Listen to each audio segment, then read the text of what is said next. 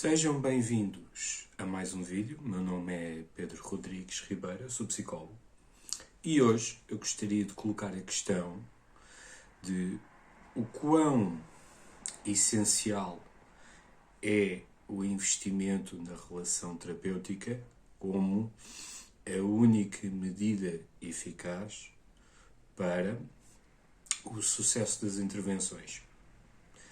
Isto é uma questão que tem gerado alguma controvérsia, no sentido em que muitas pessoas são da opinião de que devemos investir mais na relação terapêutica, no estabelecimento da relação terapêutica, até mesmo em deterioramento de outras variáveis que são importantes e que também se encontram de uma forma fluida no processo terapêutico.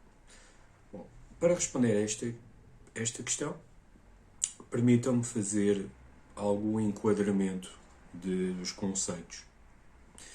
Antes de mais, é importante referir que o campo da psicoterapia, tal como o campo da psicologia, é um campo relativamente jovem.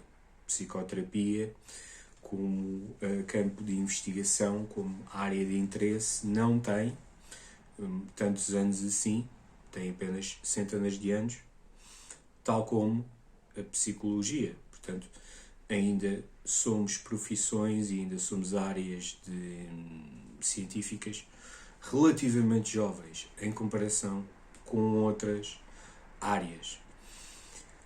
Isso não quer dizer que a evolução que tenha ocorrido e que continua a ocorrer em termos daquilo que é a área da psicoterapia, a área da psicologia, não seja de facto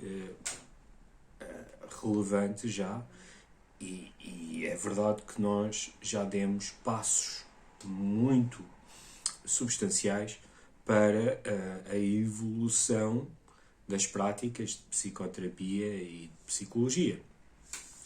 Não foi assim há tanto tempo atrás que outras práticas terapêuticas eram consideradas intervenções xamânicas, intervenções alternativas, intervenções mais ligadas à mente-corpo, até mesmo algumas quase a roçar o esoterismo, e todas essas intervenções de alguma forma foram precursoras e influenciaram o surgimento da psicoterapia. É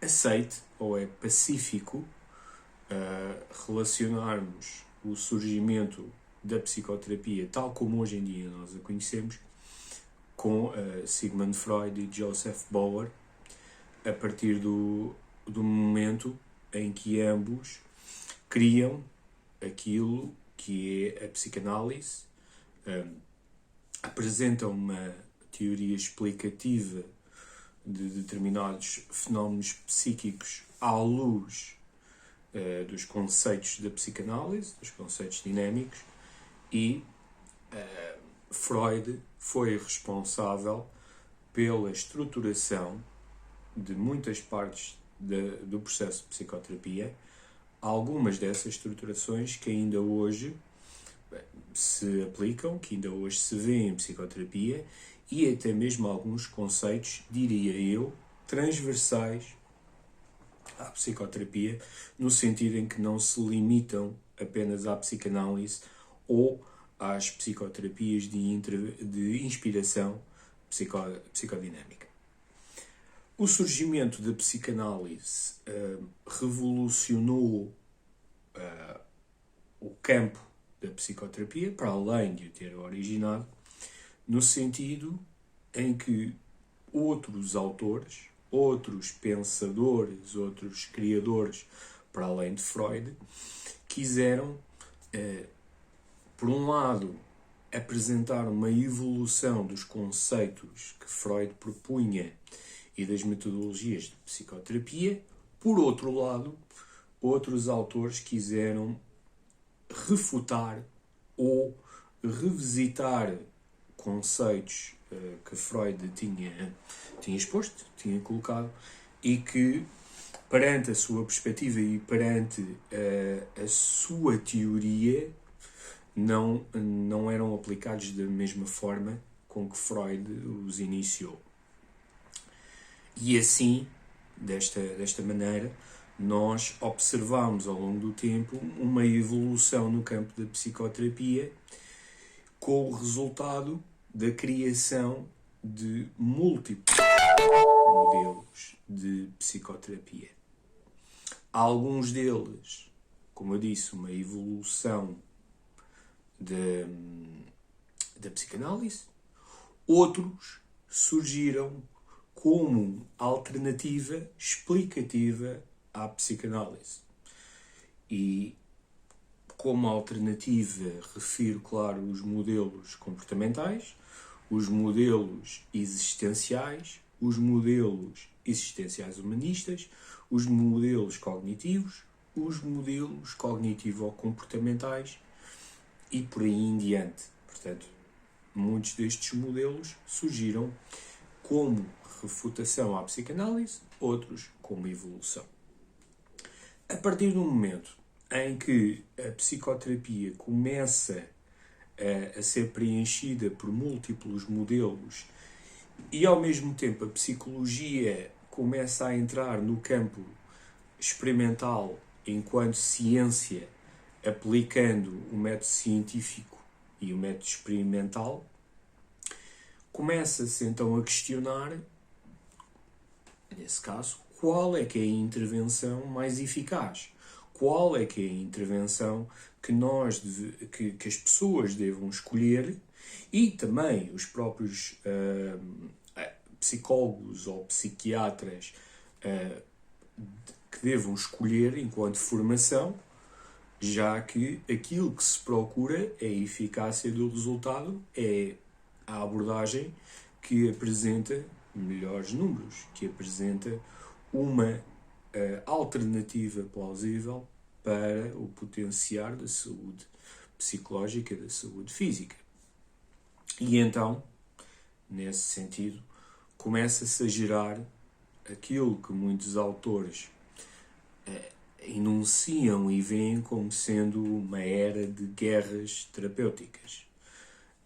Guerra terapêutica no sentido em que os variadíssimos campos teóricos e psicoterapêuticos que vinham, de alguma forma, elevar o seu trabalho, apresentando todos os resultados possíveis, em comparação a outros modelos e sempre numa dinâmica de supremacia. Ou seja, nós apresentamos o maior número de casos de sucesso, quer esses casos tenham um suporte prático, quer eles tenham um suporte empírico, sendo esse suporte empírico quantitativo ou até mesmo qualitativo. Portanto, e assim se inicia todo um debate acerca da eficácia da psicoterapia.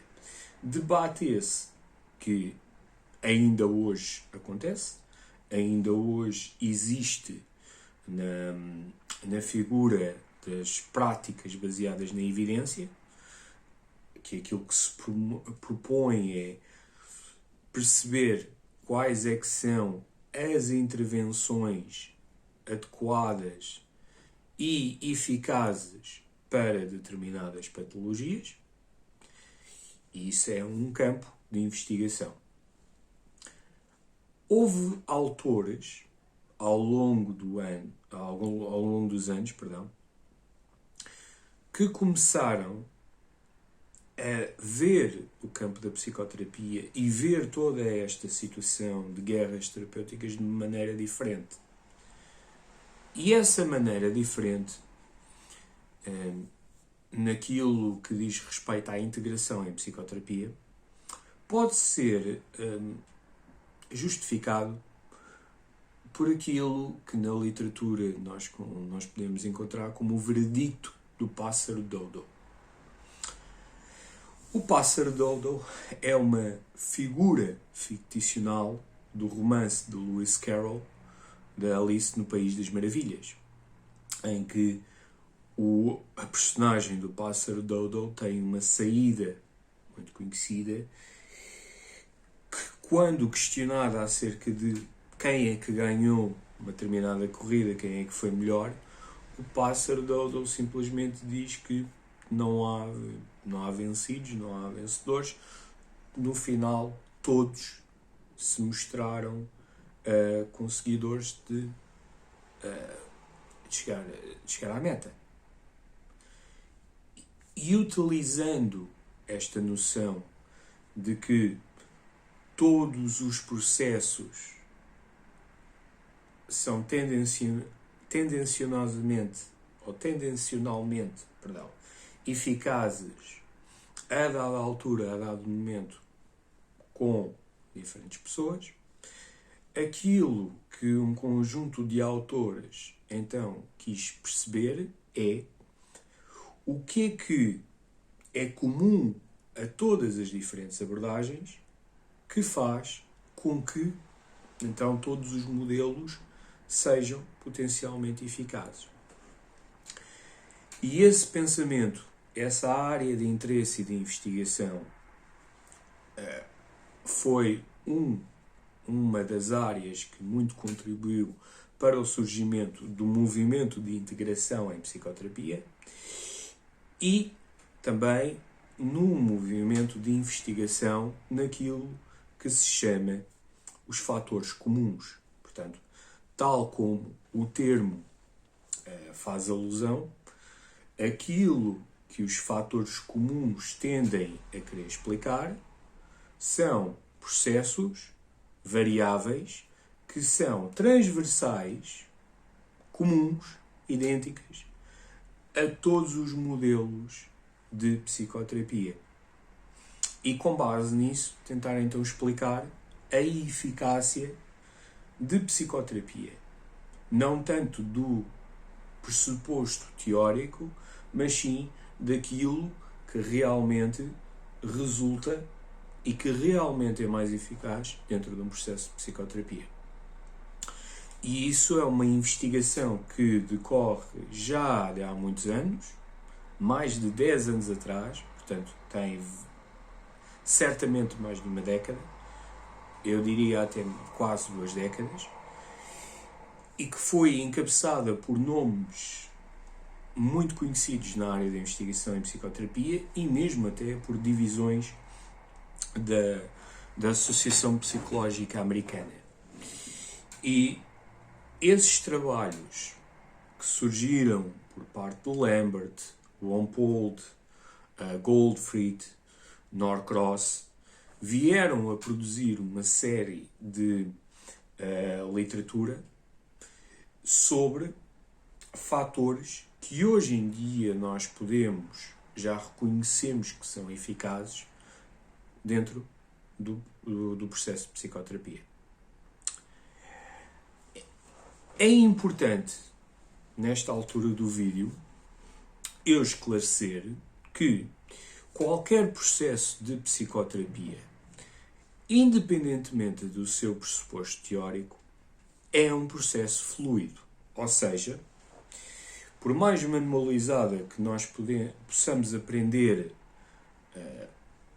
determinada intervenção ou determinado modelo de psicoterapia, a verdade é que todas as variáveis se encontram em um uníssono e são fluidas e vão se desenvolvendo ao longo do processo terapêutico. Ou seja, eu quero com isto dizer que, do ponto de vista prático, pode ser difícil, em alguns momentos, isolar determinados aspectos, fatores do processo terapêutico, já que todos eles são fluidos e todos eles interagem entre si.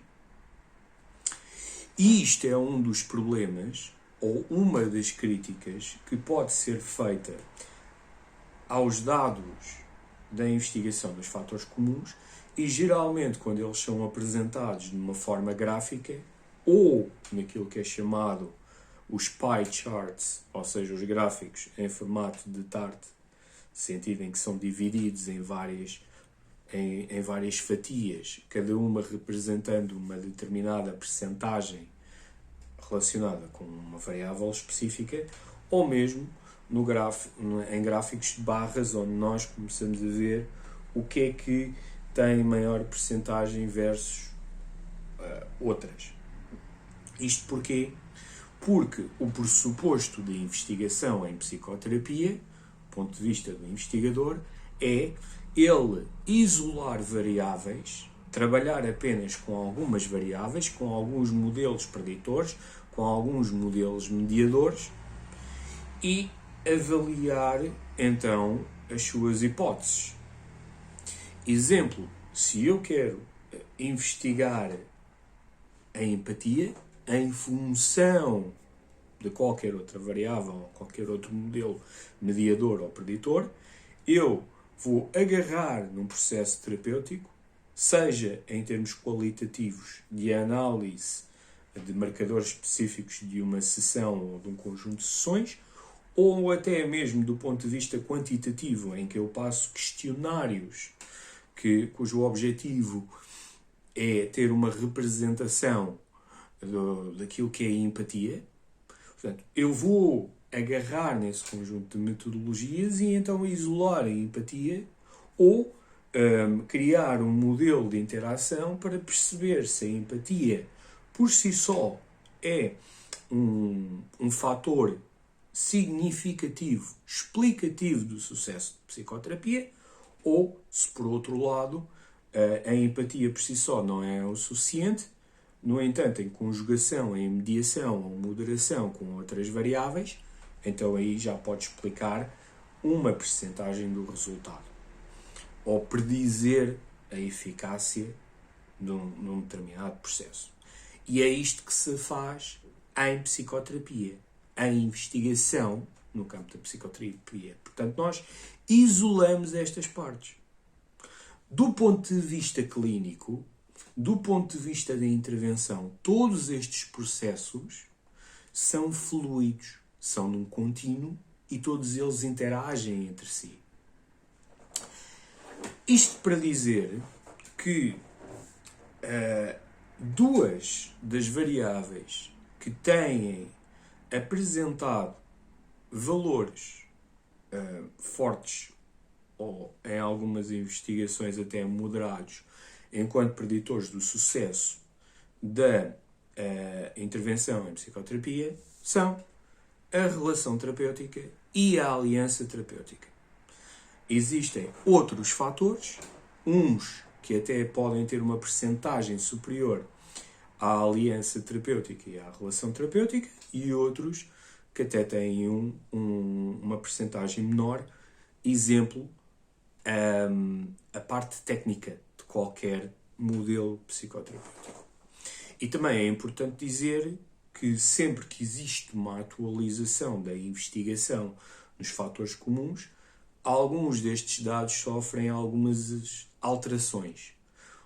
Uns tendencialmente sobem, outros tendencialmente descem, outros até podem se manter iguais. Portanto, os valores que hoje em dia são expressos por Norcross e Bompolt são diferentes de investigações que eles fizeram há uns anos atrás. Portanto, eu aconselho a que vejam os números atuais, embora vários gráficos sejam sempre citados e representados quando nós nos referimos a este género de investigação. Outra coisa que eu gostaria de esclarecer, para responder então a essa questão, ou para elaborar-se mais sobre a questão da relação terapêutica, é o problema da definição dos conceitos. Geralmente, as pessoas tendem a colocar os conceitos de relação terapêutica e de aliança terapêutica como sendo os mesmos, quase dentro do mesmo saco. E isso, em termos teóricos, não é correto. A relação terapêutica é algo diferente da aliança terapêutica. Aliás, a aliança terapêutica é uma componente da relação terapêutica. Isto pode ser visto através de conceptualizações teóricas de alguns autores. Autores como Charles Gelsow conceptualizaram a relação terapêutica de uma forma tripartida. Ou seja, para Gelsow, a relação terapêutica tem 3 componentes essenciais: transferência, aliança terapêutica e a relação real. 2 destes componentes, transferência e relação real, são componentes extremamente influenciados pelos conceitos psicanalíticos, pelos conceitos dinâmicos. Transferência é um processo psicanalítico, um processo dinâmico muito conhecido e que surgiu, foi muito conceptualizado por Freud. Aliás, Freud já desde si fez grande alusão à importância da transferência dentro do processo psicanalítico, e a relação real também ela é conceptualizada pela psicanálise, sendo aquilo que em termos subjetivos é a realidade da pessoa, e é desse componente relacional que a relação real lida. E a aliança terapêutica é então outra componente. Porquê é que a aliança terapêutica pode ser vista como sendo um componente à parte? Bom, porque a transferência e a relação real são partes da relação terapêutica que são mais difíceis de investigar, de quantificar, de qualificar. Embora, em termos de investigação, Gelsow e os seus colegas tenham produzido aquilo que se chama o inventário da relação real, que é, obviamente, um inventário que tem como vista a relação real, também tem como vista outros aspectos de transferência e tem uma correlação com a aliança terapêutica. No caso da aliança terapêutica, a aliança terapêutica, hoje em dia, tal como ela é trabalhada, como ela é vista, é de um ponto de vista de um autor específico chamado Edward Borden, que conceptualizou a aliança terapêutica como tendo 3 componentes distintos: laço, tarefas e objetivos. O trabalho de Borden é aquilo que se pode chamar um trabalho panteórico ou transteórico, no sentido em que a conceptualização da aliança terapêutica que Borden fez não está ligada a nenhum modelo ou nenhuma teoria específica e que, portanto, pode ser utilizada por todos os modelos ou por qualquer modelo. E desde os anos 70, 80, quando Borden conceptualizou a aliança terapêutica, é sobre ela que grande parte da investigação no campo da relação terapêutica tem incidido. Pessoas como Adam Horvath, Leslie Greenberg também chegou a colaborar nesse tipo de investigação, próprio Charles Gelsow, Jeremy Safran, Christopher Muran, Catherine Eubanks, enfim, vários têm sido os autores que ao longo destes anos investigaram o campo da aliança terapêutica. Portanto, quando muitas pessoas se referem à relação terapêutica, pode haver aí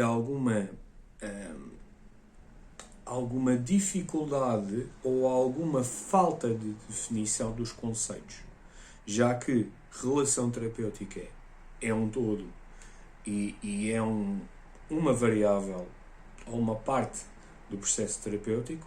A aliança terapêutica é outra variável de investigação, é outra parte do processo terapêutico que, tal como ela é conceptualizada, se insere dentro da relação terapêutica. Portanto, tudo isto é necessário uma boa definição dos conceitos. E pegando na aliança terapêutica, ao longo destes anos, foram criados e investigados e conceptualizados duas grandes áreas de intervenção clínica, ou melhor dizendo, os resultados da avaliação da eficácia da aliança terapêutica como preditora de sucesso da psicoterapia, gerou duas partes diferentes, ou dois modelos de treino em termos daquilo que são as mais-valias para a formação adequada de psicoterapeutas. Um desses projetos foi organizado por Hans Strupp. Esse projeto teve como em vista a equipa de investigação perceber quais é que são as técnicas que são mais eficazes para a produção e a manutenção da aliança terapêutica e que, portanto, os terapeutas eram treinados nessas técnicas específicas para desenvolver e promover a aliança terapêutica. Um outro nível de investigação tem sido pelos trabalhos de Jeremy Safran, Christopher Mirren e Catherine Eubanks. Infelizmente, Jeremy Safran já faleceu.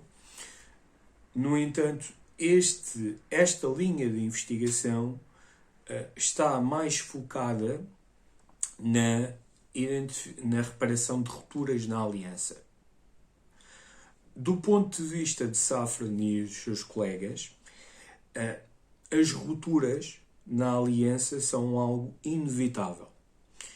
E, como tal, os terapeutas podem ser treinados para estarem conscientes desses momentos, para identificarem os tipos de rupturas que vão surgindo na aliança e repará-las de uma forma adequada. Portanto, enquanto do ponto de vista do projeto Strupp é treinar os psicoterapeutas com as técnicas mais apropriadas para o desenvolvimento e estabelecimento da aliança terapêutica, do ponto de vista de Safran e colegas, é, sim, estarmos atentos à inevitabilidade de rupturas na aliança, identificá-las e repará-las. E estes têm sido os dois campos de investigação, sendo que os trabalhos de Safran e de Mirren têm tido um maior ênfase, têm tido uma maior incidência no campo da aliança terapêutica. E, portanto, quando nós pensamos em relação terapêutica e aliança terapêutica, estamos a pensar em todos estes conceitos. Agora, isso implica que, por a relação terapêutica e a aliança terapêutica serem variáveis que explicam bastante do sucesso, da eficácia, predizem a eficácia em psicoterapia, que então os psicoterapeutas se devem centrar na promoção e no desenvolvimento da relação e da aliança terapêutica, sob o risco de subinvestirem noutras partes. Do ponto de vista daquilo que é a fluidez do processo terapêutico, leva-me a dizer que não. É importante, de facto, que os psicoterapeutas tenham a consciência de que uma boa relação terapêutica e uma boa aliança terapêutica são, de facto, bons preditores para o sucesso em psicoterapia, sendo que a promoção da relação terapêutica e mesmo o desenvolvimento da relação terapêutica também de si é um movimento que pode ser técnico, que pode ser relacional. Ou seja, e mesmo abordagens técnicas, abordagens complementares, também elas podem ser relacionais. E também elas podem aumentar a qualidade da relação terapêutica. Pegando no exemplo do trabalho de Safran e dos seus colegas. Ora, para a identificação e para a relação de ruptura, para a reparação de rupturas na aliança, o terapeuta deve realizar movimentos técnicos, deve realizar processos que exigem um nível de competências técnicas para serem realizados da melhor forma. Nomeadamente, metacognição, metacomunicação, validação, a própria empatia, que também ela é uma variável preditora de eficácia da intervenção em psicoterapia, a própria empatia, ou a forma como nós comunicamos a empatia, também não pode ser feita de ânimo leve. Também ela deve ser realizada com alguma especificidade técnica. E determinados modelos de psicoterapia centram-se até mais nesses conceitos do que outros. Estou a pensar, por exemplo, nas abordagens existenciais humanistas, nas abordagens de terapia centrada no cliente, ou até mesmo na terapia focada nas emoções, em que o terapeuta focado nas emoções tem uma série de níveis de resposta, todas elas empáticas. Validação empática, confrontação empática, portanto. E quando alguém vai fazer essa comunicação, também é próprio um movimento técnico. A pessoa, para fazer uma validação empática, não faz às 3 pancadas. Faz também como um movimento técnico. E ao fazer esse movimento técnico, está a entrar em relação com a pessoa e, ao mesmo tempo, alimentar essa relação. Já para não falar que não só os modelos de psicoterapia, todos eles têm uma conceptualização teórica, têm pressupostos diferentes uns dos outros, mas também as próprias situações, os próprios contextos em que as pessoas nos chegam, podem também de si terem alguma especificidade. Do ponto de vista da psicoterapia, intervenção com pessoas depressivas, com uma depressão, intervenção com pessoas com perturbações de ansiedade, intervenção com pessoas com perturbação borderline, intervenção com pessoas com perturbações de distúrbios alimentares, ou até mesmo casos em que pessoas chegam vítimas de traumas, ou até num estado de sofrimento tal que contemplam o suicídio, ou que até já fizeram tentativas de suicídio com alguma gravidade, embora o estabelecimento da relação terapêutica e da aliança terapêutica seja essencial para o sucesso, para a predição do sucesso dessas intervenções, diferentes contextos, diferentes pedidos podem exigir que o psicoterapeuta tenha determinado tipo de competências ou de informações específicas para intervir com aquela situação, com aquela queixa, naquele contexto. Portanto, é necessário, digamos, o conjunto de todo o bolo. Não, ao isolarmos uma determinada variável, estamos a interferir na fluidez do processo terapêutico. Isto é como se dizer, ok, algumas pessoas podem afirmar que a intervenção técnica, as competências técnicas não são tão necessárias porque explicam apenas 5 ou 6% da eficácia em psicoterapia e a relação terapêutica e a aliança terapêutica explicam muito mais. Então vamos investir mais nisso e vamos excluir o ponto de vista técnico. Ok? Sobreinvestem na relação, sobreinvestem na aliança terapêutica e depois, quando necessitam de fazer um movimento técnico ou técnico-relacional, começam a gerar rupturas na relação. Porquê?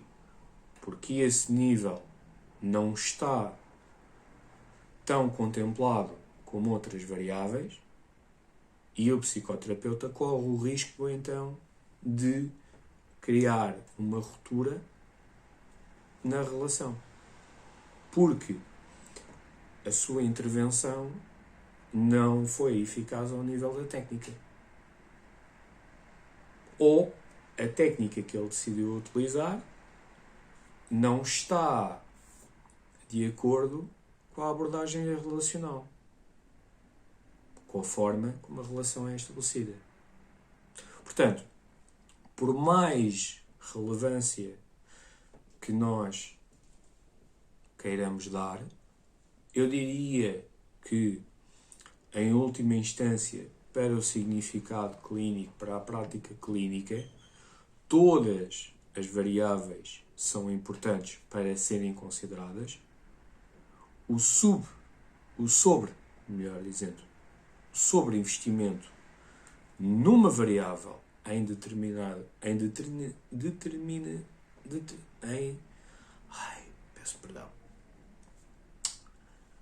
o sobreinvestimento de uma variável em relação a outra pode prejudicar o processo da relação terapêutica. Em suma, sim, a relação terapêutica é importante. Sim, a aliança terapêutica é importante. Sim, os psicoterapeutas devem promover uma boa relação, uma boa aliança, devem ser capazes de identificar situações em que possam surgir rupturas na relação e serem eficazes na sua reparação. Tudo isso eu concordo. Também concordo que nós devemos investir de igual forma noutras variáveis. Porquê? Porque só assim é que nós podemos ser unos com todas as vertentes da psicoterapia e também só assim nós podemos ser completos na relação. Muito obrigado por terem assistido a este vídeo, por estarem desse lado. Se gostaram deste vídeo, subscrevam o canal, partilhem. Quanto a mim, desejo-vos a todos uma boa semana, com saúde, em segurança. Fiquem bem e até uma próxima.